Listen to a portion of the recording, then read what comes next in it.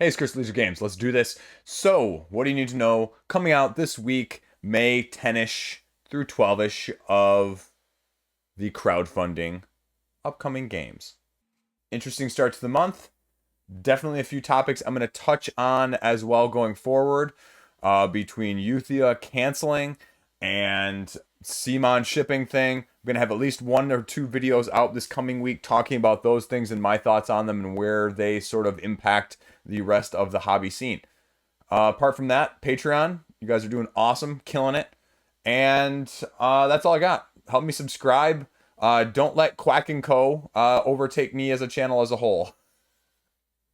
Sorry, couldn't resist that plug there. Let's go right into it.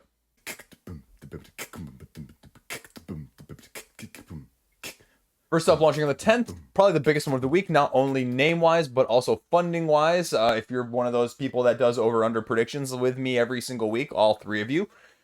Tiny Epic Vikings Gambling game. Scott Alms is just a machine putting out more and more and more.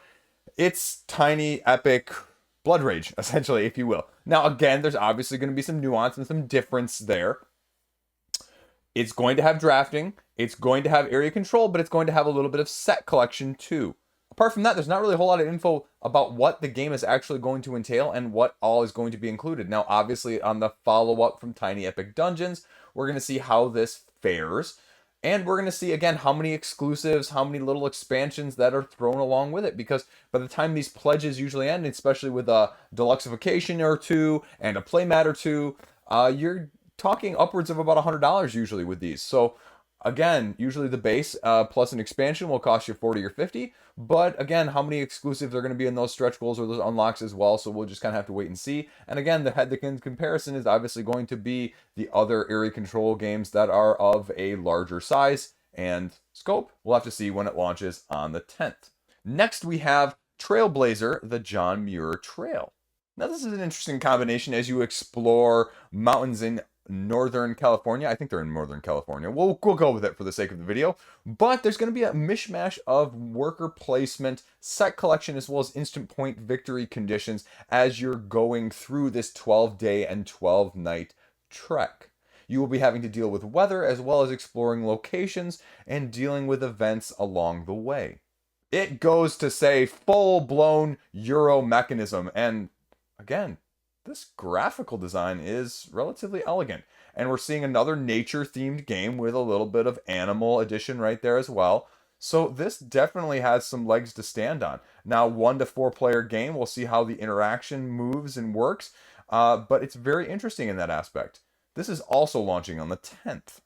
If you want to know even more before the 10th, though, the rulebook is already on Board Game Geek, only 16 pages long, and I believe they said John Gets Games, as well as a couple other content media creators, are going to be having videos on the day of launch. And so if you want to get a little bit more in depth before it even goes live, you can definitely see how heavy this game is and whether or not it would appeal to you. You can get a little bit of the mechanical outline of what's going to be going on as well. As I mentioned, the daytime through the rounds and doing certain actions during certain times of the day.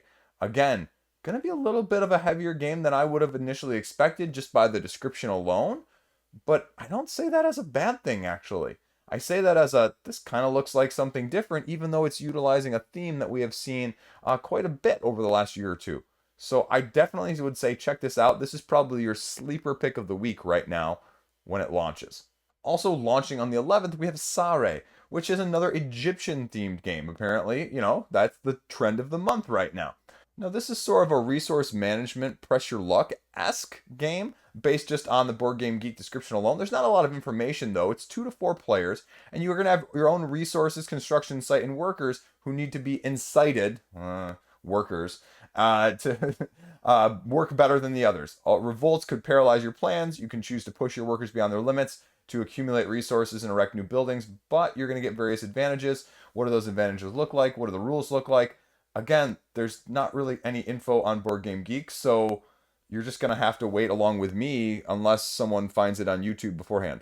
So check that out. Now, going back to the 10th, Cosmos, a very, very intriguing looking game. This is more of a card-driven resource management style game where you are trying to transplant displaced survivors by terraforming new planets. You are moving your ship throughout the cosmos in order to gain resources, and you move the ship in one of 3 different ways that are going to give you 3 different resources or benefits by doing so. You're going to then use those resources to colonize or terraform these planets, as well as just, create colonies that are going to be longer lasting. Now, this looks like a small footprint game, but based on the amount going on in this picture, it might be just anything but in actual gameplay depth. Again, launching on the 10th. Check it out when it goes live. Also launching on the 10th, Cryptodome. Ever want to navigate an underground magma chamber driving a mech going head-to-head against other competitors? Well, if that sounds like your idea of a fancy weekend, this is the game for you. Placing a tile, moving, or drawing a card are all actions that you're going to be able to take. You have a little bit of asymmetry here with the starting players, and then you can see a little bit of what it entails, including an AI system and all of the other tiles that are going to be available to you, including things to modify your mech and cards to take different actions. You're trying to get 3 power cores, but you can get some of these artifacts as you move towards the outside. But when you do collect something, it moves you back towards the center as sort of a way to mitigate a catch-up mechanic there for runaway leaders. So again, we'll kind of see what it looks like, how it entails in this free-for-all 2 to 8 player game on the 10th. Also relaunching on the 12th, we have Slash and Spells, which is coming at it for round 2. Now, I reviewed this game earlier, and, it failed its funding, but it's coming back, trying to get the elusive second time around funding. And this is more of a battler over a certain number of rounds with asymmetric characters, a little bit of Dice Throne-esque, only with cards with limited actions per turn rather than using dice. Unlockable RPG-esque skill trees, and a little bit of direct take that on a map with obstacles and items on the map you're going to have to be mitigating with, or even monsters that you may have to knock out before they can damage you. Going to be interesting to see where it goes, see how it does the second time around when it launches on the 12th. Also launching on the 10th, we have Hunters of the Lost Creatures. Set collection, a little bit of take that, family-friendly style card game. Send one of your hunters to one of the 4 different areas. You capture a creature there, except if someone else sends a hunter to the same type of area. You can go over to the website here, check out those images I just showed you on their homepage, and each of the different areas is going to have different types of animals. Again, these are not your regular animals there, an actual Siamese cat there, folks, and a Smellephant. So again, how to play, secretly choose your hunter, you get the creature. Too much hunters, though, in the same area, too much noise, the shy creatures will be hidden.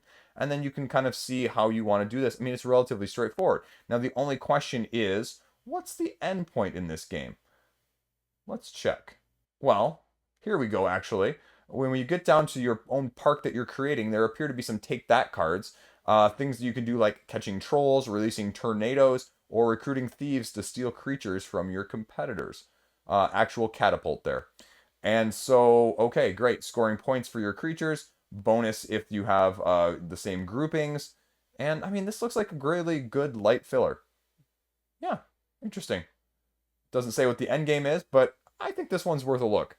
The artwork is a little strange at times, and what people think of it when it launches on the 10th.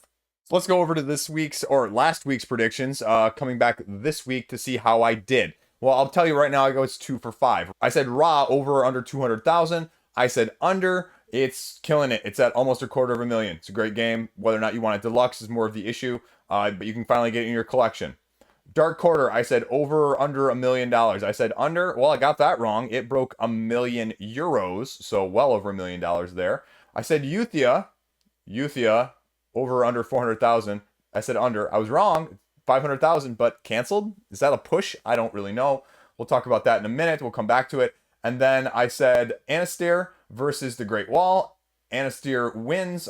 Great Wall also, I said over under 625,000, and that killed it, over 625,000. So I got the first one right with Anastyr. I got the second one wrong with where Great Wall was going to fall. Let's talk about Euthia now. Euthia, really sad. This is a very complicated situation. It sounds like they just weren't even going to go for it after they said that they needed 6,000 people total. A lot of conversation going around on the board game forums everywhere, every website that you can imagine. And so it's a very complicated thing, but basically, apparently, there was a lot of debt from the first time around, and they didn't think they could even get to 600,000 or 6,000 backers, whatever that would have ended up being, like 1.2 million or something, they said. Now, the one thing I'll say is I wonder if they had announced that, hey guys, we need 600,000, would people have come out more? Just wondering. Don't know, but just wondering. But, if anyone has a copy of this now, Euthia, and they want to send it my way or they want to sell it to me, let me know. I'm always up for that now. But, again, we'll see where it goes from here. Some comments have said that they're shutting down the studio altogether. It's not just, we're not going to keep this campaign going. We're not going to relaunch. We're not going to be able to just do this. We're shutting down forever, period. There you go. So, that's that. I don't want to think that hard this week for this week's over-unders, so we're just going to make them all really straightforward. Sayu, because this one deserves a shout-out. It's killing it. Abstract, $15,000, 316 people. Over-under 20,000. I'm going to go under, but again, you can see I've got it saved, so I got some thinking to do before it ends there. Assault on Doomrock, it's at 164,000. Let's go 200,000 euros. Over or under? I'm going to go over on that one, because this one still has 3 days left. I'm going to go over this one. Also, got to do some thinking on this one. Got to watch some gameplay over the weekend. Uprising, 551. Let's say 750. $750,000. Again, I'm going to go under, but I don't think that's going to be as far away as you might think before the ending there. But we'll see. Wayfarers of the South Tigris. Also, have to think about this one. Seriously on my radar again. Going to be watching a lot of gameplay. Don't need to spend a lot more money. But 304,000. Let's say, is this one going to break 450? Again, I'm going to go under, but not by much. Not by much. I think it's going to be a lot closer to tell. And last but not least, another small indie game that deserves it. Dungeon Crawling in the Woodlands. 47,000 currently. Explorers of the Woodlands. And 4 days left. Let's go 75,000. Again, I'm going to go under on everything. I'm going to go a little high, and then I'm going to bet low. So there you go. Those are your 5 over-unders. Real straightforward this week. So what else am I doing? Besides wearing the old Death Note t-shirt. Soccer this weekend. We're going to see. Kids are playing in the middle of the morning, and we'll see how the games go. It's a heck of a stressful time for me. 2 hours in a row of coaching 2 different leagues and 2 different kids. And anyway, it's a complete, whoa. Anyway, TV time. Bad Guys, Korean sort of crime drama-esque show. I've been watching that one. And then I've been watching Designated Survivor, the Korean version of that too. It's highs and lows. Some places were saying it was better than the American version. Some places were saying it isn't. Basically the premise is there's a terrorist attack on the government and everybody but this low-ranking government official who's like never, ever going to do anything important. All of a sudden ends up the only person essentially alive in the whole government and becomes president. So now in the Korean version, it's 60 days. It's called 60 days. Because the 60 days is the time after something like that happens before a special election happens where a new president is elected. And so that's where it sort of falls in the time in between there and the politics and the dynamics. And so that's interesting. I go back and forth between that, and I keep trying to find something on Amazon Prime too that's going to catch my interest. There's old crime drama-esque, I forget the name of it, but Inspector or something or other that I'm trying to get into, but there's only like 1 season even available. So Amazon's been kind of poo-pooed lately. Their selection has been really kind of crud. So, and we've just been watching a lot of Premier League with the kids, especially the 6-year-old. He's been killing it. We've watched every Tottenham game, and we're catching a little bit of Man City as well, and a little bit of Chelsea here and there as well. Those are our 3 teams right now. So, again, say what you will, but I mean the kids choose what the kids choose. They can name Tottenham players. So they got about 3 players from Tottenham they can name on a regular basis. So, it's pretty impressive to me. And they want to watch it. So, again, win from that aspect of things. Like I mentioned, we're going to have a couple interesting videos. I'm going to be talking about Euthia as well as funding, as well as the Simon shipping debacle. Those videos hopefully coming out in this coming week. Review or 2, hopefully. And then I think if I can slot it in there, news video as well. I have a bunch of news stuff. So that's sort of what the lineup is looking like. I could see one of those getting bumped. I could see one of those getting slotted, moved around, depending on timing. Unfortunately, lately it's been the reviews, but if I can just get the B-roll footage, I can have the reviews mostly done on some of these games, and I just need to get them out there. So, 1 or 2 in particular, I'm looking at you. That's it. Otherwise, that's my weekend. Hopefully, I'll get something played tonight that I haven't been able to play yet. Apart from that, I don't really have anything else going on. Nothing. Waiting for my route. Haven't gotten that. Haven't gotten the Simon. I'm on the second wave of Simon X-Men Marvel United. And I think I'm going to get Paint the Roses soon, though. I'm going to get that as well. So, that's it. That's where things are at. And, oh, yeah, maybe on Sunday, I'll have the, what did I back for April? I did that video already, too. I just got to get edited. So, again, like, all of this stuff that's, on the horizon, and I just need to figure out the order and, whatever else. So, if you want that, if you like one of those, if one of those sounds better to you, let me know what you want to see. Let me know what you want me to cover. As always, I'm totally open to that. Patreon's been shooting me messages all week about things. Hey, are you doing this? Hey, you're covering this. What are your thoughts on that? So if you want to get in on that too, let me know. It's all good. Otherwise, have a great weekend. Stay safe. Have some fun. I'll see you around. Stay classy.